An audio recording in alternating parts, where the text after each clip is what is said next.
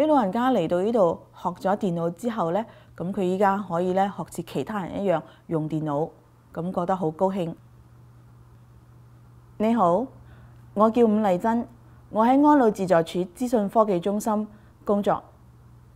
呢個電腦中心係專門俾老人家學習電腦資訊科技嘅。咁呢個中心係俾所有灣區嘅老人家嘅。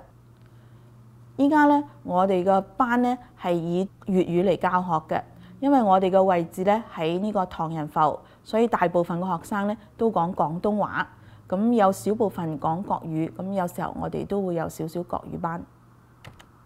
喺初級班，你會學打字，會學用嘅滑鼠、上網同埋 email。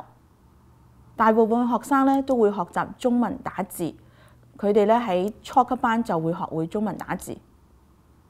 啲學生咧，佢哋用電子郵件咧，同佢哋嘅屋企人、海外嘅朋友，佢哋都保持聯絡。喺我哋個高級班裏頭咧，我哋學生咧就學會下載程式啦。咁其中一個程式我哋教佢咧就係呢個 Skype 啊。咁佢哋裝咗落個電腦之後咧，佢哋可以同親戚朋友喺海外嘅朋友咧，就用係聲音去溝通。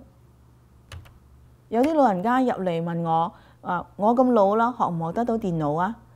咁我會回答佢哋係冇問題嘅嚇。咁你每日嚟上課堅持練習係一定學得到嘅。